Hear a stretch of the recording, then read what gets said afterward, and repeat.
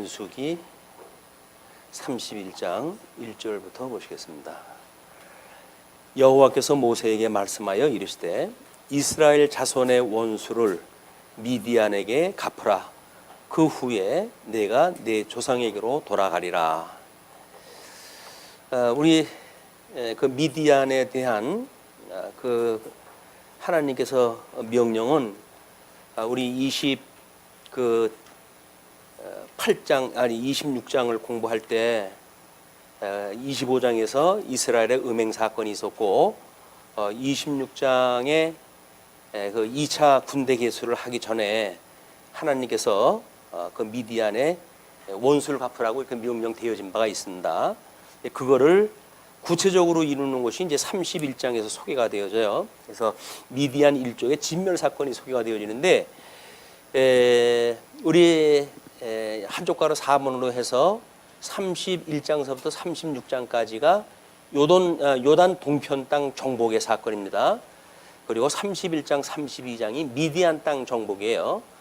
그리고 첫 번째 31장은 미디안 전쟁의 승리에 대한 문제가 소개가 되어지고 있습니다.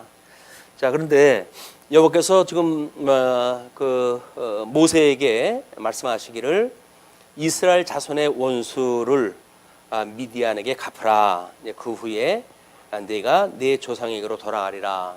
모세가 출애굽을 갖다 할 때 이제 그 1세대입니다. 1세대들을 출애굽을 시킬 때 하나님께서 최초의 그 전쟁을 통해 가지고 이제 승리가 되어지잖아요.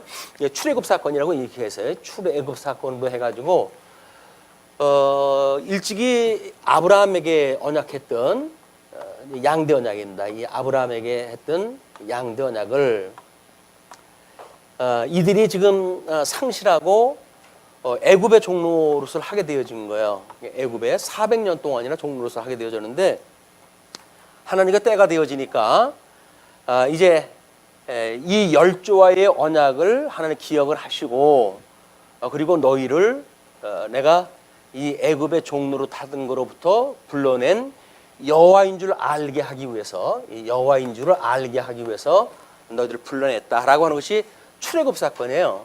그래서 민족적으로 해가지고 이 애굽에 빠져져 있던 사람들을 구해내신 이것이 제일 큰 전쟁입니다.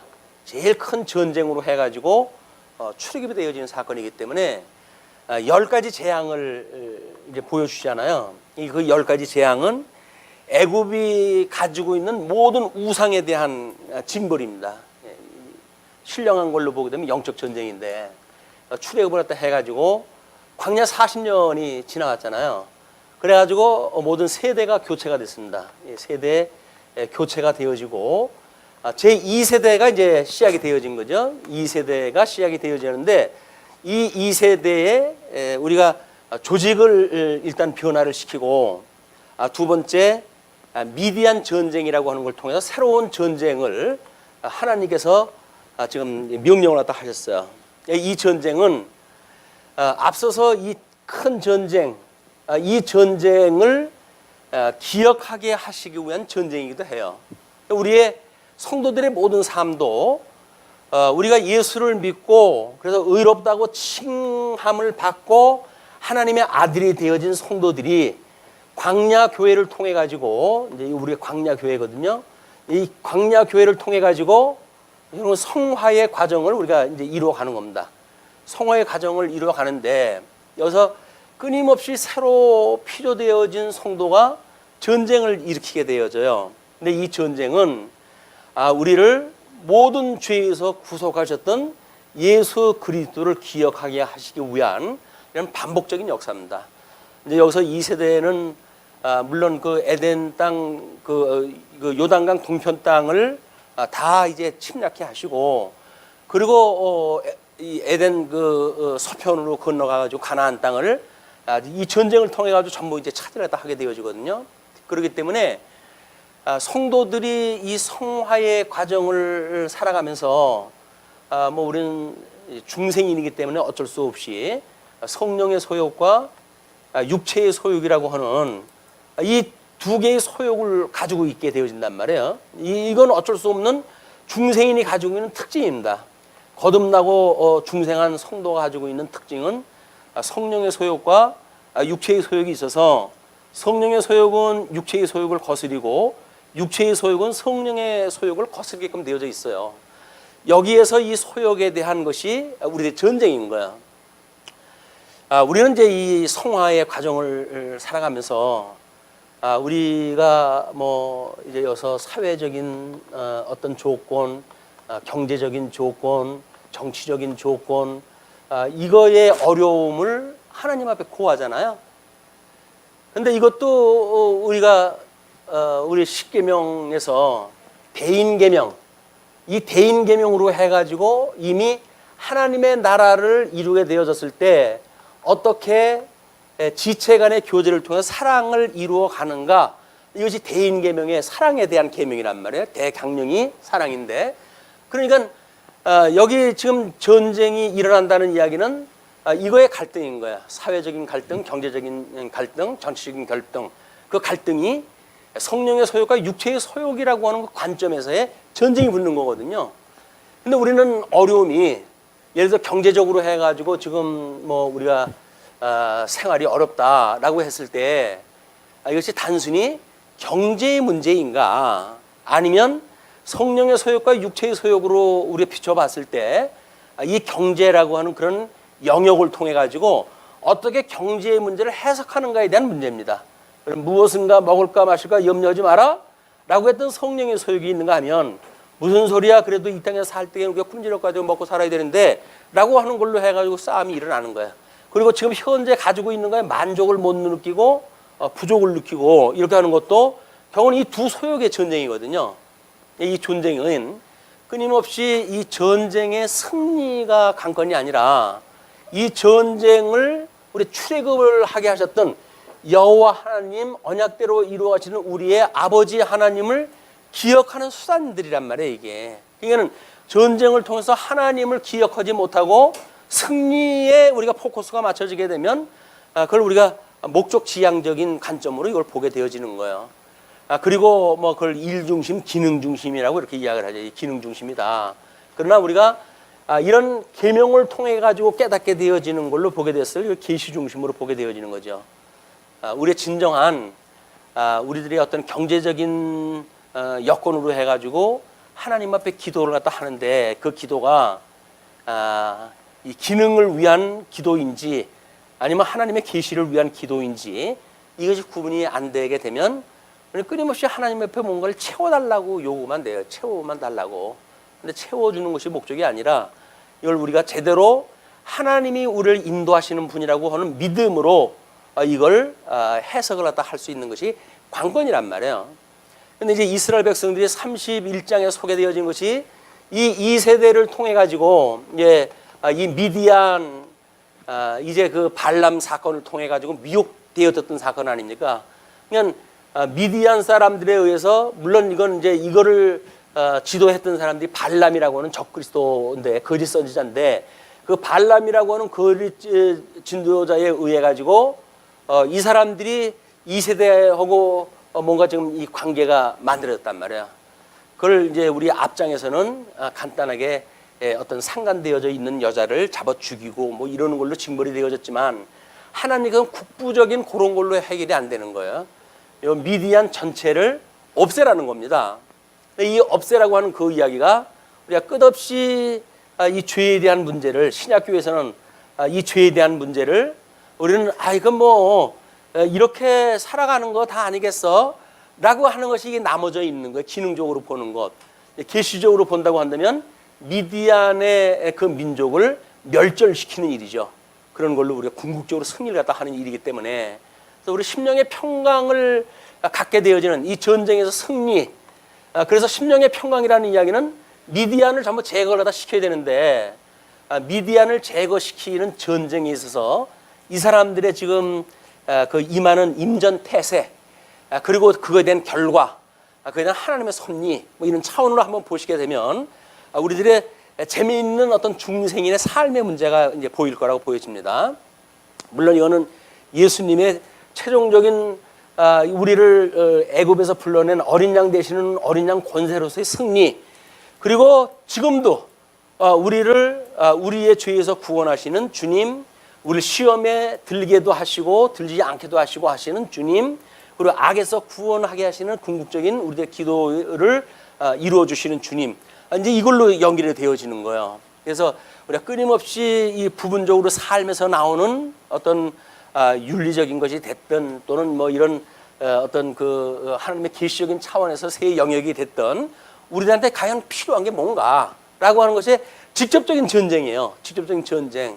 우리 심령의 평강을 빼앗긴다는 이야기는 일단 대적과의 지금 싸움이 벌어진 겁니다. 싸움이 벌어진 건데 과연 그 영적으로 우리들의 부족한 부분을 환경을 채워주고 변화가 되어졌다고 해서 우리들의 궁극적인 승리를 하게 되면 심령의 평강을 이루게 되어지는데 이 환경에 의해 가지고 과연 평강이 이루어질 것인가, 아니면 이 계시적인 걸 통해 가지고 하나님의 뜻분별이 되어져서 우리가 하나님의 선한 뜻을 제대로 이해하게 되면 이제 심령의 평강이 올 거라고 보여집니다. 그래서 이런 차원에서의 우리들의 기도에 대한 어떤 문제, 분야, 이런 것도 이제 우리가 한번 거듭 생각을 해 보기로 하죠. 자, 먼저 1절, 2절은 이제 미디안을 격파하는 명령인데 3절로부터 6절까지 미디안과의 전투 준비가 이루어집니다. 모세가 백성에게 말하여 이르되 너와 함께 있는 사람들 가운데 전쟁에 나갈 사람들을 무장시키고 미디안을 치러 보내어 여호와의 원수를 갚되 이스라엘 모든 지파에게 각 지파에서 1000명씩을 전쟁에 보낼지니라 하매, 1000명씩이니까 우리가 이 언약자손이라고 하는 거는 지금 12지파가 언약자손 아니에요? 이거는 이제 신약교회에 와가지고 예수 그리스도를 보여주는 그런 거라 그랬어요. 언약자손. 이 언약자손으로 오셨던 예수 그리스도. 그렇기 때문에 언약자손은 12지파가 이게 완성이 돼야 돼. 조직이 12지파로 조직이 되어져 있어야 되고, 요거는 10조, 아브라함과 이삭과 야곱의 언약으로 만들어진 이제 최초 애굽으로 내려왔다 70명, 그걸로 이루어진 12지파의 백성들이에요.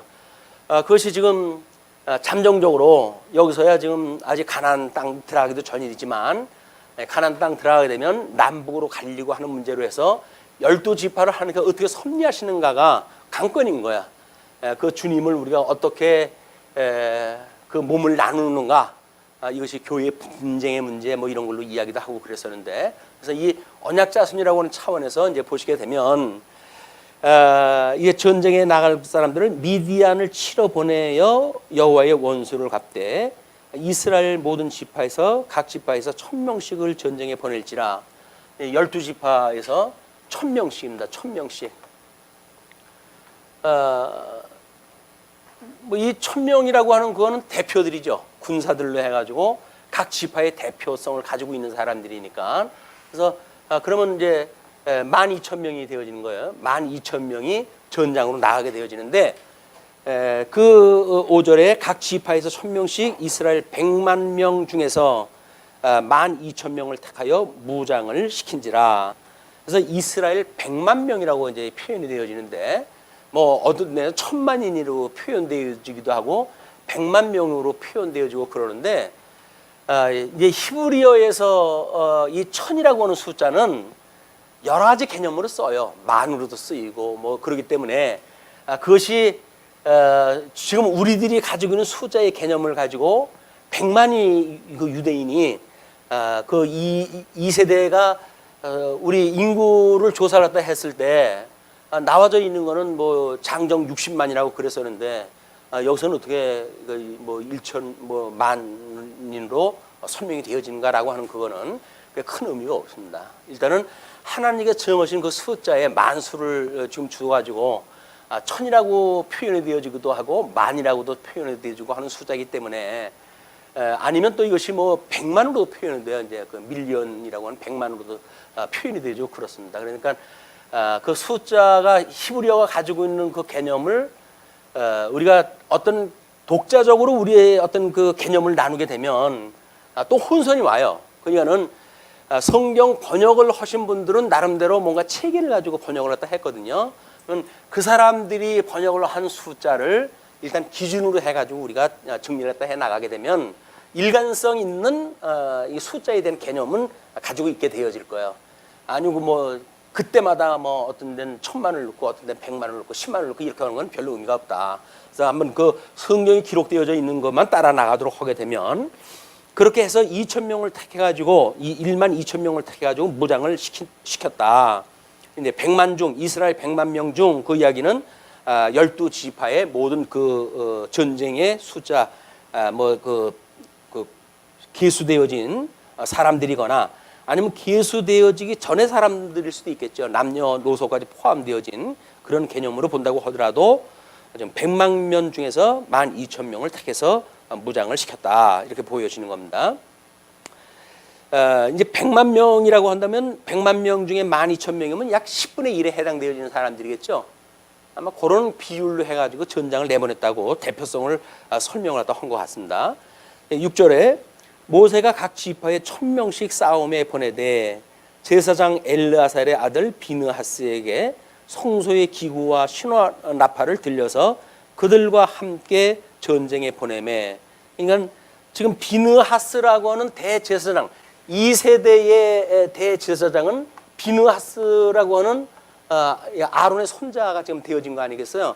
그걸로 새로운 시대를 열고 가는 제사장입니다. 그래서 이 대제사장이 어떤 나팔을 들고 모든 성소의 기구를 들고 전쟁에 참여한다는 이야기는 이스라엘 백성들의 대제사장으로서의 상당히 그 정치적인 이유가 있어요. 그래서 다니엘서 같은 데 보게 되면 한 때와 두 때와 반 때라고 하는 그런 어떤 표기가 되어진 때도 있는데 그거를 뭐 1년, 2년, 반년 이런 단순한 숫자로 보기도 하는데 그때의 대제사장의 변화를 하나님 어떻게 만들어 하시는가.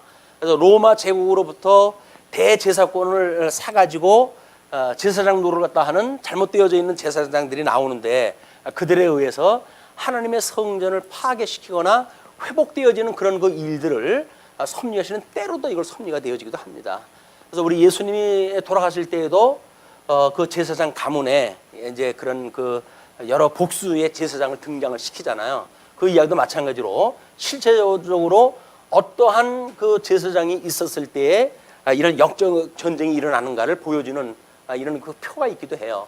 그런 개념으로 이해를 했다 하시면 이 제사장에 대한 것도 이게 각별하게 지금 이름이 나와져 있을 이유가 있는 겁니다. 그러면서 이제 그 7절로 12절을 보시게 되면 미디안 정복과 다섯왕 처형을 하는 사건이 소개가 되어집니다.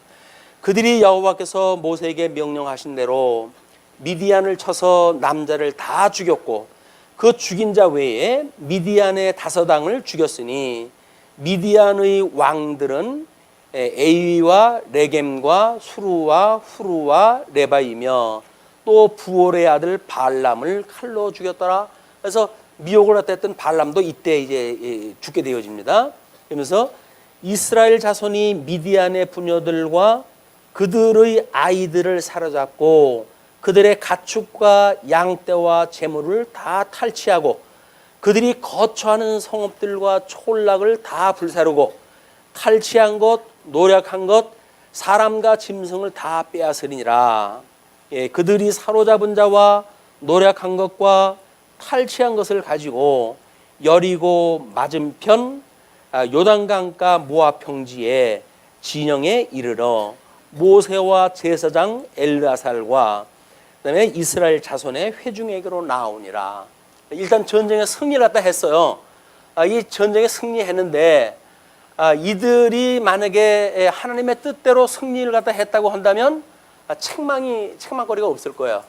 근데 여기서 이제 모세가 책망을 하는 그 사연이 소개되어지는 걸로 보아서는 이 사람들이 어떤 기능적인 해석에 의해 가지고 승리해 가지고 남자들은 다 죽였어요. 그러나 여자들을 살려줌으로 해 가지고 이제 자기네들의 종으로 삼기 위해서 이걸 살려준 건데 여자들을 살려줬다고 하는 전쟁에 참여할 수 있는 사람들은 다 죽였지만 전쟁에 참여하지 않는 사람들은 살려둠으로 해가지고 책망을 받는 일이 이제 소개가 되어지는 거예요. 근데 그 일이 뭐냐면 13절로 18절까지 모세의 진노와 미디안 여자들 살해 명령이 소개가 되어지거든요. 모세와 제사장 엘라살과 회중의 지도자들이 다 진영 밖에 나가서 영접하다가 모세가 군대의 지휘관 곧 싸움에서 돌아온 천부장들과 백부장들에게 노하니라. 그래서 모세가 그들에게 이르되 너희가 여자들을 다 살려두었느냐? 보라 이들이 발람의 꾀를 따라 이스라엘 자손을 부올의 사건에서 여호와 앞에 범죄하게 하여 여호와의 회중 가운데에 연병이 일어나게 하였느니라. 얼마 전에 있었던 일들을 상기시키죠. 그러므로 아이들 중에서 남자는 다 죽이고, 그래서 이 여자와 그다음에 이제 아이들이 있는데 여자는 성인으로 되어져 있고, 그다음에 이 아이들은 남녀로 포함이 되어져 있어요. 그런데 여기서 아이들 중에서도 남자 아이들은 다 죽이라는 이야기예요.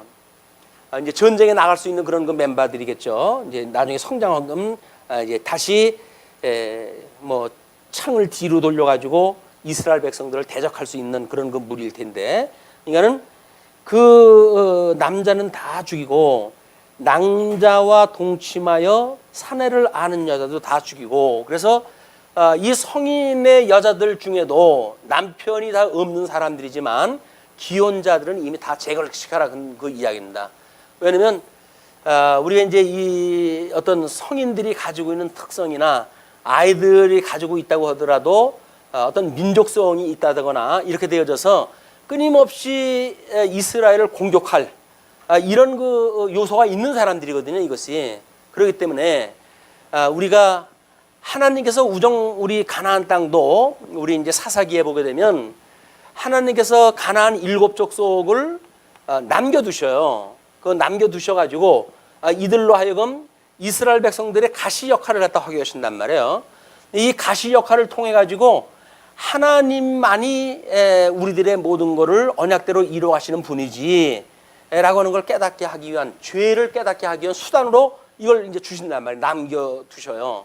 그렇기 때문에 이것도 죄를 깨닫게 하는 수준에 이것이 머물러야 되는데도 불구하고 죄를 깨닫는 것이 아니라 나름대로 어떤 이해관계가 있는 뭐 종으로 사용을 했다 하든 또 아직 어리다고 하는 이유로 해가지고 나중에 반란의 여지가 있는데도 불구하고 이걸 남겨두거나 이런 거는 어떤 이 기능적인 해석에 의해 가지고 이 사람들이 남겨놓은 거예요.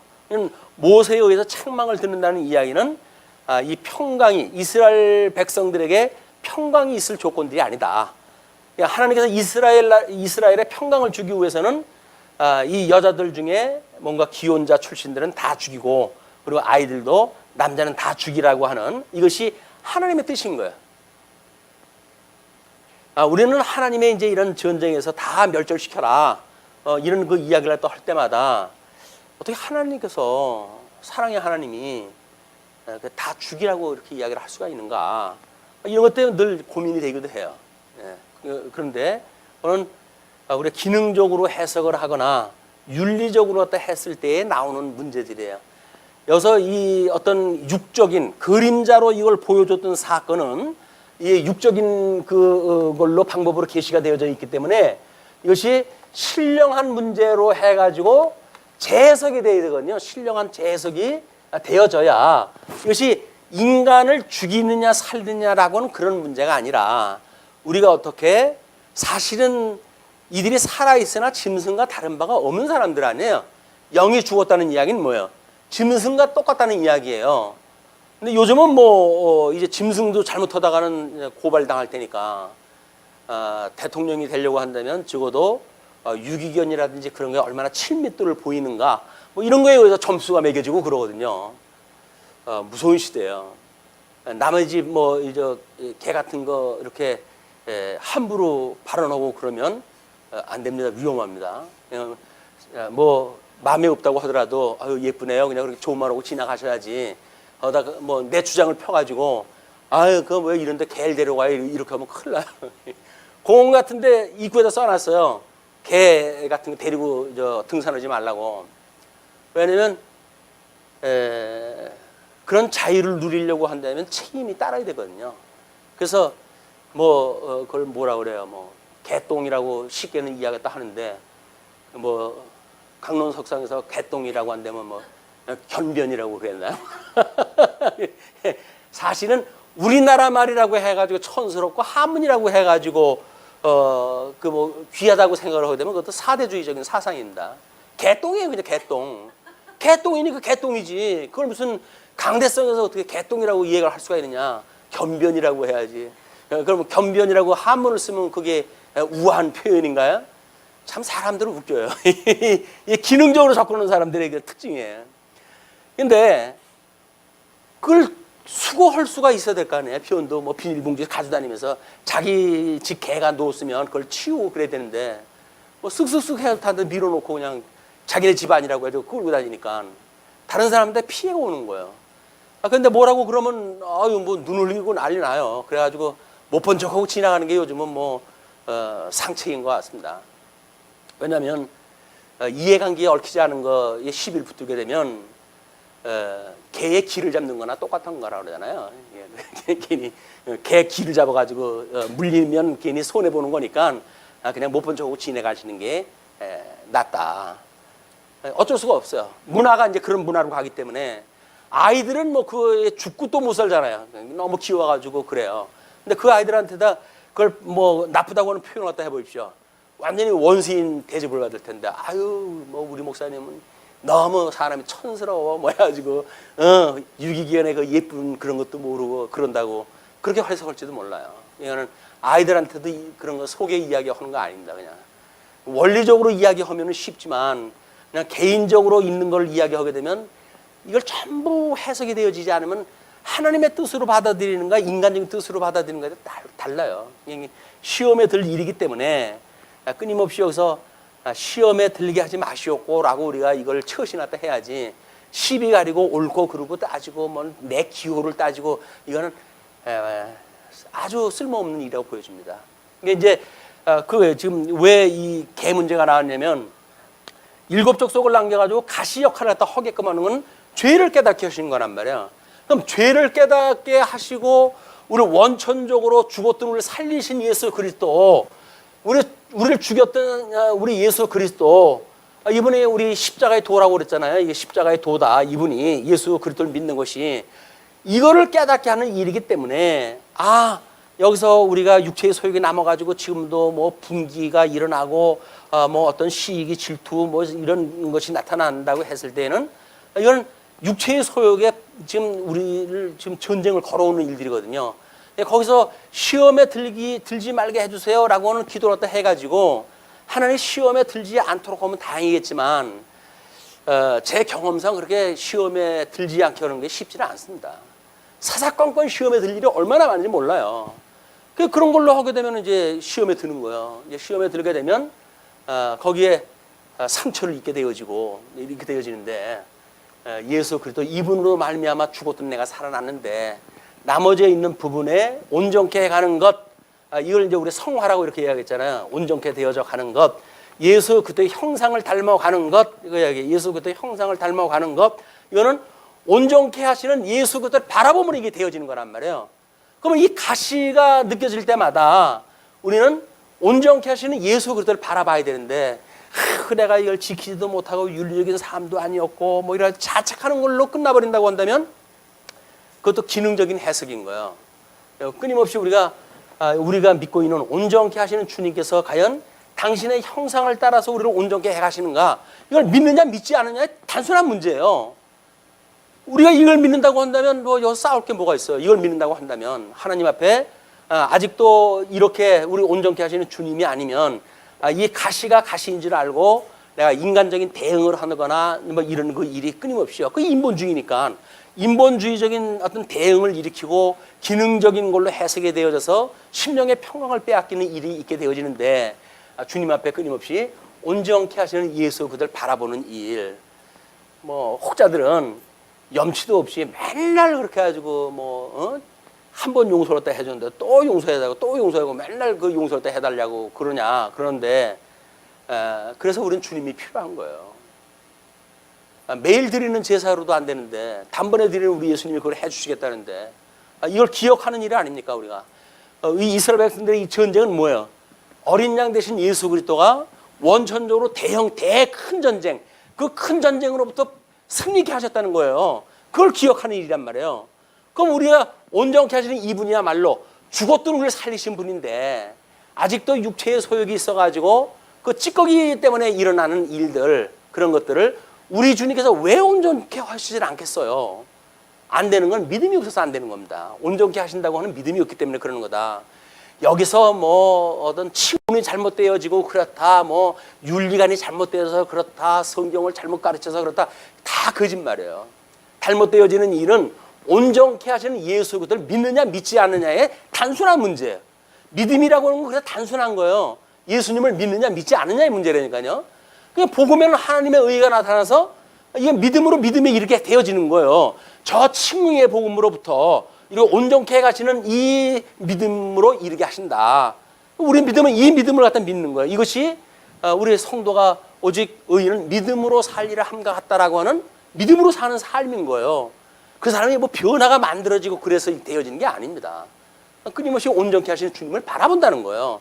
윤리적으로 봐가지고 자기의 어떤 기준을 가지고 저 사람은 뭐 됐니 안 됐니 이렇게 따지는 것도 아무런 의미가 없어요. 하나님께서 해가시는데 뭐 자기 척도에 그걸 맞춥니까? 자기 척도는 뭐 그때그때 그게 다 객관적으로 동일한가요? 안 그래요.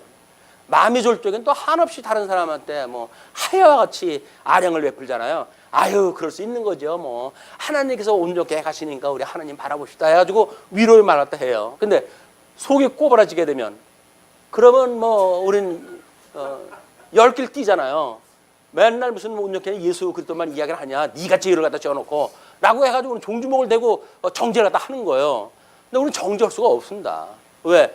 주님이 우리를 정죄하지 않겠다 그러는데 성도가 어떻게 성도를 정죄를 갖다 합니까? 이건 될 수가 없는 일이에요. 우리는 다만 주님을 바라보고 기도를 할 뿐이죠. 왜? 이분이 우리 머리가 되시는 분이니까. 이분을 머리로 해서 주님의 몸된 교회의 성도의 교통이 이루어진다고 한다면 이 교통이야말로 주님께서 해가시는 거야. A라고 하는 사람도 B라고 하는 사람도 다 주님께서 주권자로 일하다 해가신다. 이 전쟁에서 지금 일어나는 사건들입니다.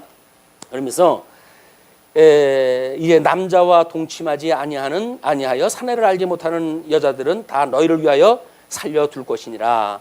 너희는 이래 동안 이제 거기다 그것뿐만 아니라 일단 19절에 너희는 이래 동안 진영밖에 주둔하라. 누구든지 살인자나 죽임을 당한 시체를 만진 자는 셋째 날과 일곱째 날에 몸을 깨끗게 하고 너희의 포로도 깨끗게 할 것이며, 그러니까 그 깨끗해 하는 성결 규례를 갖다 지키라는 거예요. 그것이 예수 그리스도를 기억하는 일이란 말이에요. 그러면서 이제 20절로부터 19절부터 24절까지 출정 군인들의 정결 예가를 치르게 되어지는 겁니다. 그래서 모든 의복과 가죽으로 만든 모든 것과 염소털로 만든 모든 것과 나무로 만든 모든 것을 다 깨끗게 할지니라.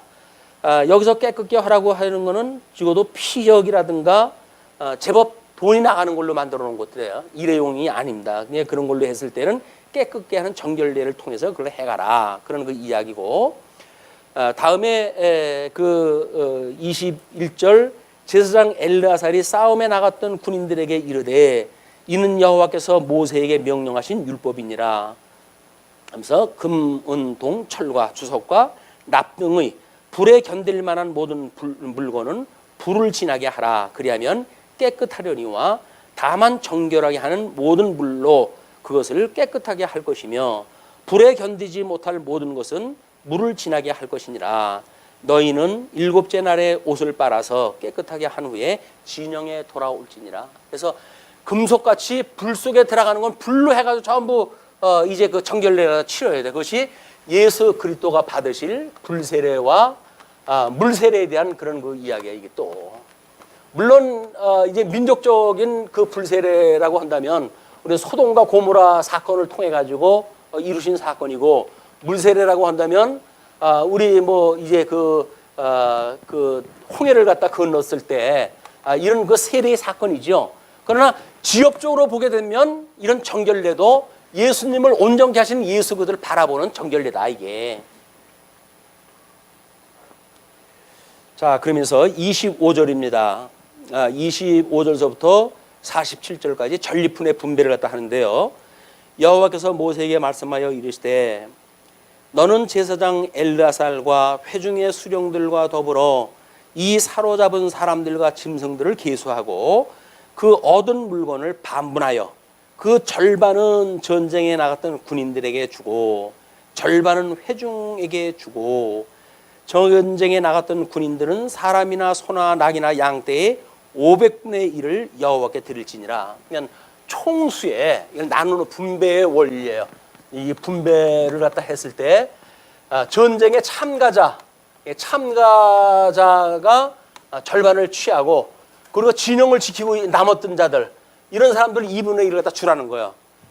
뭐 참가자들이 봤을 때 뭐냐 저 사람 전쟁도 안 나갔는데 왜 절반을 주란 말이냐 이런 불만이 있을 수가 없겠죠. 왜냐면 지파의 대표이고 뿐만 아니라 그동안에 이 사람들 진영에 있음으로 해도 자기네 식솔들을 지금 지켜주는 거 아니겠어요. 이거는 하나님께서 주셨던 아주 정당한 그 분배라고 보여집니다. 2분의 1로 그렇게 하되 그 다음에 전쟁에 나갔던 군인들은 사람이나 소나 낙이나 양떼의 500분의 1에 여호와께 드려라. 그래서 이 여기서 500분의 1 이걸 하나님 앞에 드리라는 거야. 하나님께 드려라. 그런 그 이야기입니다. 그 다음에 곧 이를 그들의 절반에서 가져다가 여호와의 거제로 제사장 엘라살에게 주고 또 이스라엘 자손이 받은 절반에서는 사람이나 소나 낙이나 양떼나 각종 짐승 50분의 1을 가져다가 여호와의 성막을 맡은 레위인에게 줘라. 50분의 1 여기서는 50분의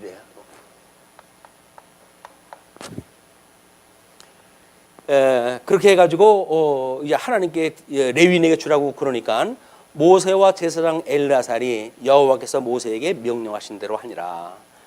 32절로 이제 보시게 되면 그 탈취물 곧 군인들의 다른 탈취물 외에 양이 67만 5천 마리요 소가 7만 2천 마리요 나귀가 6만 1천 마리요 사람은 남자와 동침하지 아니하여서 사내를 알지 못하는 여자가 도합 3만 2천 명이니 그 절반 곧 전쟁에 나갔던 자들의 소유가 양이 33만 7,500마리와 여호와께 곡물로 드린 양이 675요 소가 3만 6천 마리와 그 중에서 여호와께 곡물로 드린 것이 72마리요. 이는데 조금 번거롭다고 생각이 드시죠? 이때 이 사람들은 양 한 마리가 더 가느냐 안 더 가느냐 그런 실질적인 문제예요. 우리 남의 이야기라고 해가지고 뭐 잊기도 부담스러우면 좀 염치가 없는 일인다. 나귀가 3만 500마리라 그 중에서 여호와께 곡물로 드린 것이 61마리요 사람이 16,000명이라 그 중에서 여호와께 곡물로 드린 자가 32명이니 여호와께 거제의 곡물로 드린 것은 모세가 제사장 엘르아살에게 주었으니 여호와께서 모세에게 명령하신가 같았더라. 그리고 42절 모세가 전쟁에 나갔던 자에게서 나누어 이스라엘 자손에게 준 절반 곧 회중이 받은 절반은 양이 33만 7,500마리요 소가 3만 6천 마리요 나귀가 3만 500마리요 사람이 1만 6천 명이라 앞에 거 숫자 같겠죠. 이스라엘 자손의 그 절반에서 모세가 사람이나 짐승의 50분의 1을 취하여 여호와의 장막을 맡은 레위인에게 주었으니 여호와께서 모세에게 명령하신가 같았더라. 여기서 여호와께 명령하신 것과 같았더라 그 이야기는 뭐예요? 하나님의 뜻을 따라서 되었다. 하나님의 뜻을 따라 되어졌다. 이게 하나님의 뜻을 따라 되어진 것은 불만이 없어요. 불평이 없고 그것이 하나님의 뜻인지 아닌지 어떻게 합니까? 심령의 평강이 있으면 하나님의 뜻대로 되어진 거야. 그런데 억울하고 내가 내 거 있는 거 빼앗긴 것 같아가지고 속이 뒤집히고 그렇다고 한다면 이건 하나님의 뜻이 아니건죠. 우리 하나님의 뜻대로 되었다고 한다면 심령의 평강이 올 수밖에 없는 거다.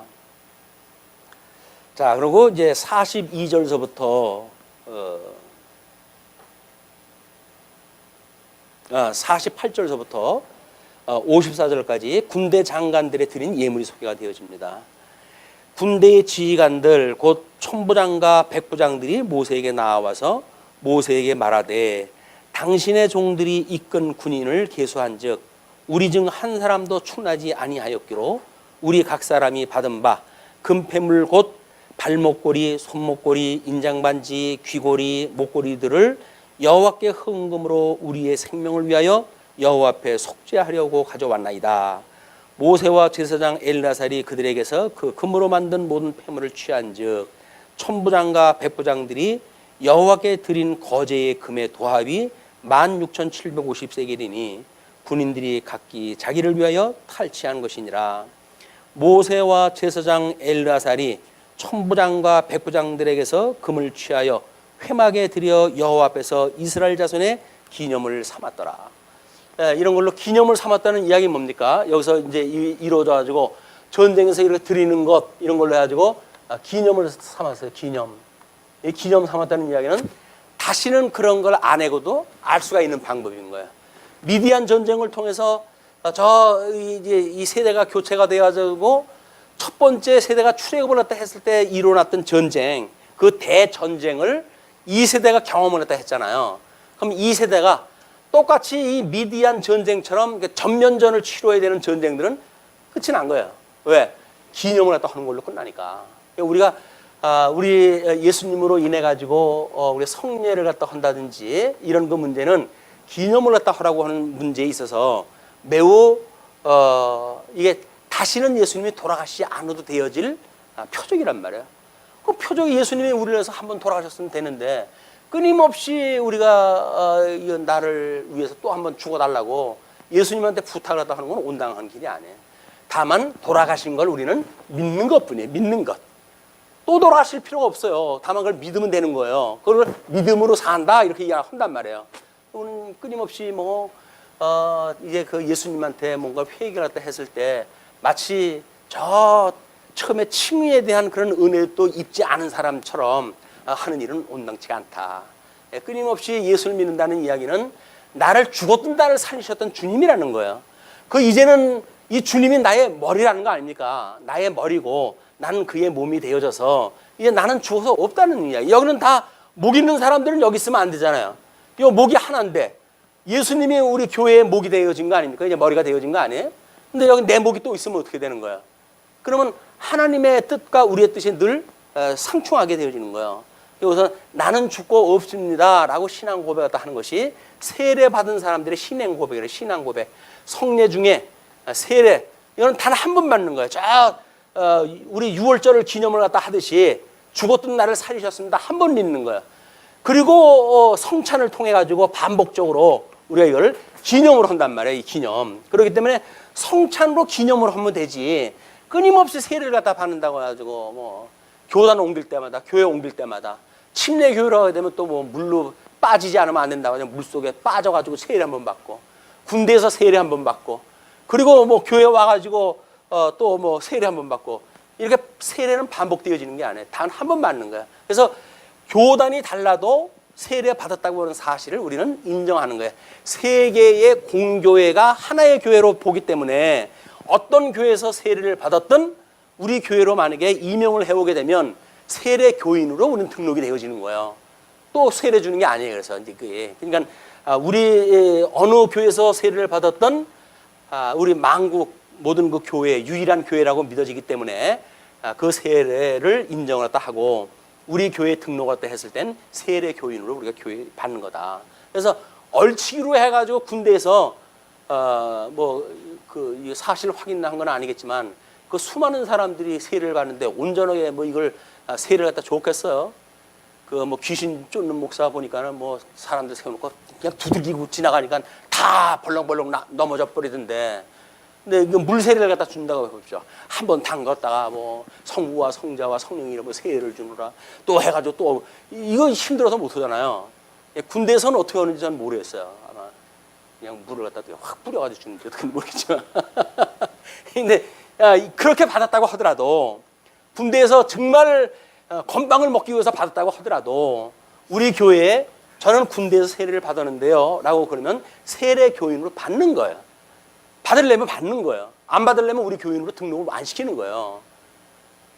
그런데 무슨 건방 먹으려고 세례를 받았던 알고 친구 따라갔다가 세례를 받았던 어떻게 합니까 그걸. 주님께서 주신 성도라고 믿어지니까 우리가 수용을 하다 하고 그리고 말씀을 차근차근 공부하다 보게 되면 이 본질을 알게 되어지니까 믿는 것과 아는 것이 하나 되어진 성도의 교통이 가능하게 되어진다. 자, 이제 이렇게 해서 우리 지도자들의 하나님 앞에 그 기념으로 삼는 그런 그 사건까지 우리가 확인했다 했습니다. 오늘은 여기서 마치기로 하죠.